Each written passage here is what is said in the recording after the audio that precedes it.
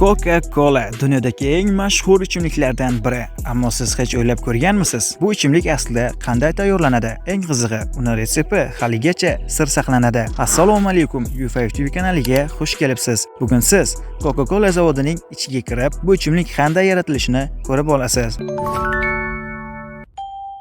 Coca-Cola har kuni millionlab odamlar uni iste'mol qiladi, lekin bu oddiy ichimlik ortida juda katta zavod, texnologiya va maxfiy sirlar borligini bilarmidingiz? Keling, buni 6 bosqichda ko'rsatib beraman.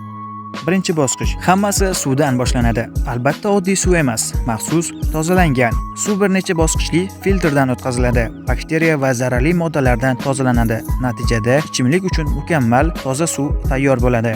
Ikkinchi bosqich, eng muhim qism, ya'ni sirli sirop. Bu yerda Coca-Colaning mashhur siropi qo'shiladi. Bu siropning retsepti butun dunyoda sir saqlanadi. Aytishlaricha, uni juda kam sonli odamlar biladi. Uchinchi bosqich. Endi sirop va suv maxsus apparatlarda aralashtiriladi. Hammasi aniq o'lchov bilan bajarilishi kerak. Agar ozgina xato bo'lsa, ichimlik ta'mi butunlay o'zgarib ketishi mumkin.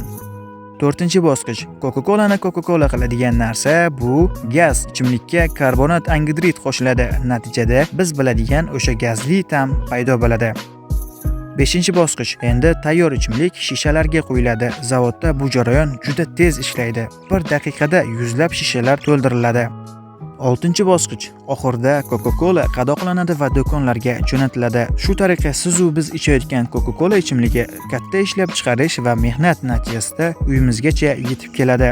Rostini ayting, Coca-Cola sizga juda ham yoqadi. Albatta, hammani javobini kommentariyada kutib qolaman. Agar shu videorolik 100 ta like yig'sa, Coca-Colani Osiyoga kirib kelishi nomli qiziqarli faktlardan iborat bo'lgan video joylayman. Ha, aytgancha, Coca-Cola retsepti 100 yildan buyon o'zgarmagan va hanuzgacha sir saqlanadi. Agar sizga shunday qiziqarli videolar qiziq bo'lsa, kanalga obuna bo'ling. Bu yerda siz yana ko'plab narsalarning qanday tayyorlanishini bilib olishingiz mumkin. Ovoz ortida Suhrob Xolmurodov bo'ldi.